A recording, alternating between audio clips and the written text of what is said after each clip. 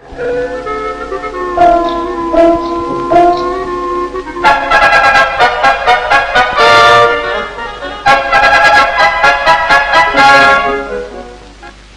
are in El Salvador, about the size of Maryland, and the smallest of the Central American republics.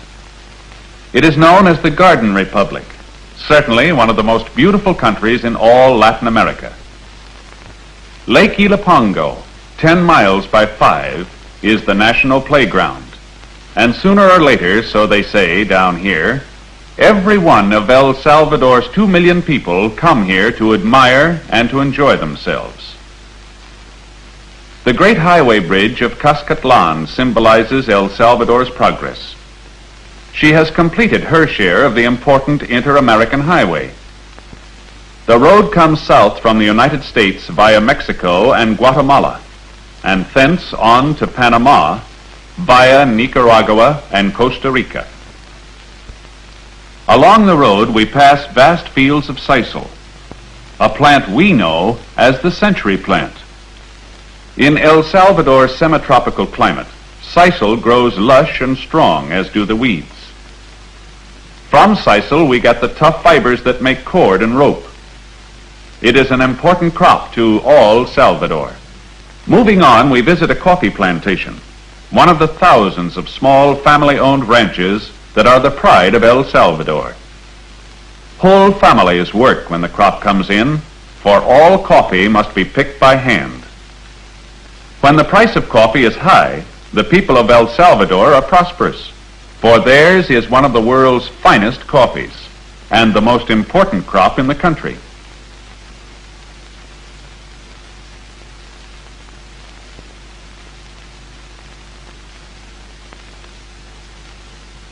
Each sack of coffee weighs about 100 pounds. The men carry the sacks to the packing plant, where the work of making the coffee ready to ship is done.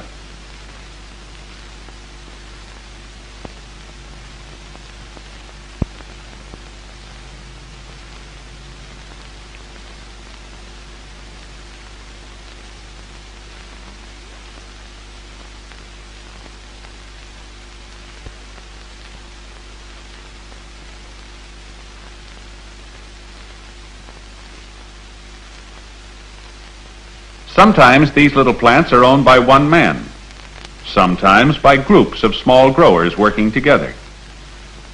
The washing of the coffee is important and always must be done in running water. The work is not easy.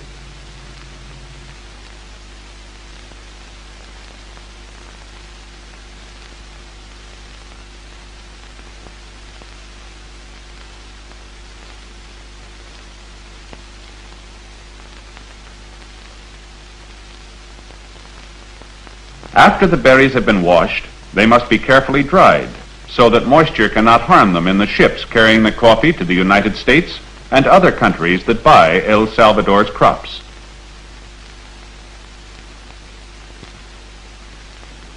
The coffee must be turned over during the day so that the sun can dry the berries evenly. Before the coffee can be used, it must be roasted. This is done after the coffee reaches its destination. The reason? Every country prefers its own method of roasting, which affects the flavor of the coffee.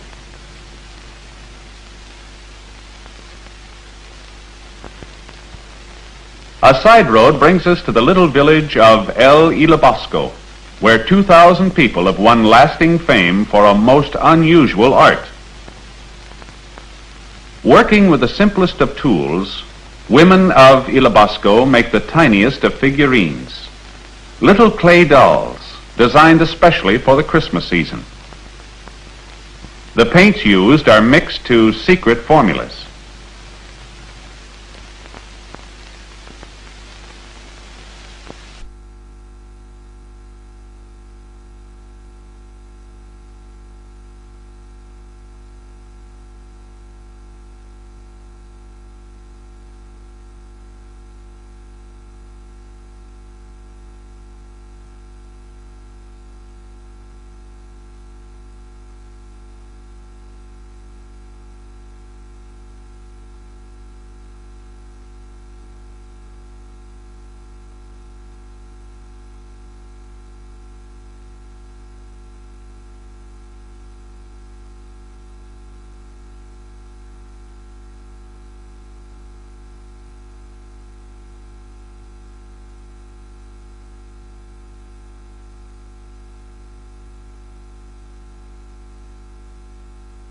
Very, very small the figures are.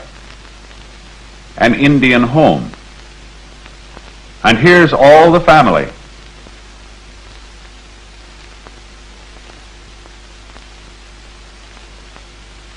Aha! Superman, who is just as popular in El Salvador as he is at home. Cowboys. Market Day, the tortilla man. The fruit sellers. A market day group.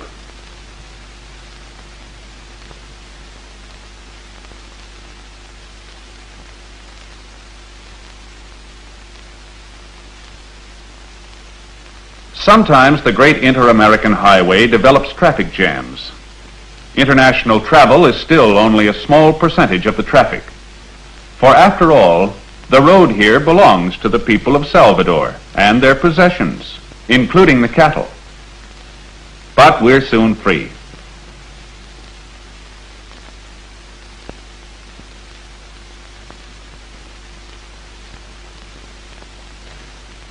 We stop at Tecla to visit the College of Santa Cecilia and to see the work that has won acclaim for its teachers and students. The boys who have won admittance have a good time, but also have an assured future. The boys specialize in the decorative arts, including work in metal fashioning. At the forge, they put to practical use their preliminary work in design, learning to shape metal and to weld it. Throughout Latin America, there is a constant market for artistically done wrought iron, and a master at the trade never lacks for work.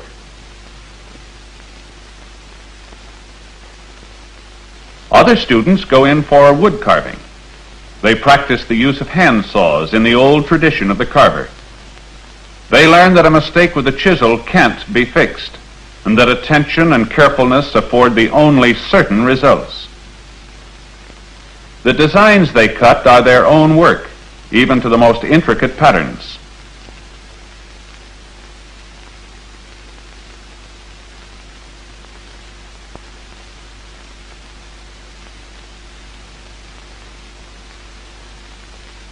Assembled, stained, and finished.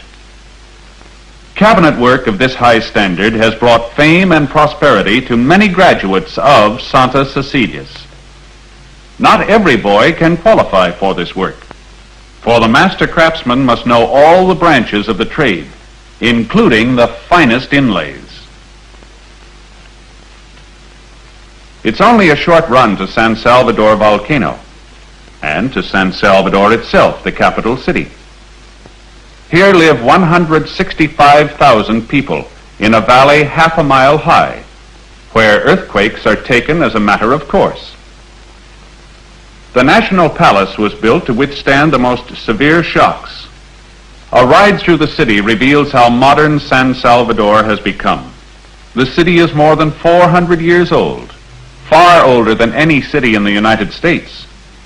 Yet its streets teem with buses and cars and traffic policemen, exactly as in any city in our own land.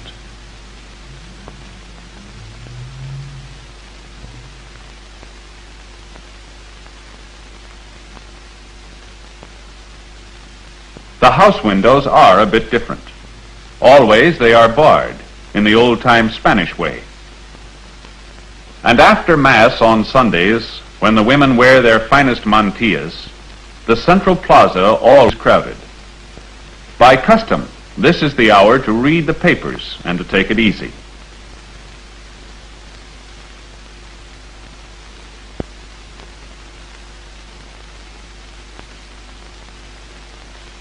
Good luck to our good neighbors, the people of El Salvador.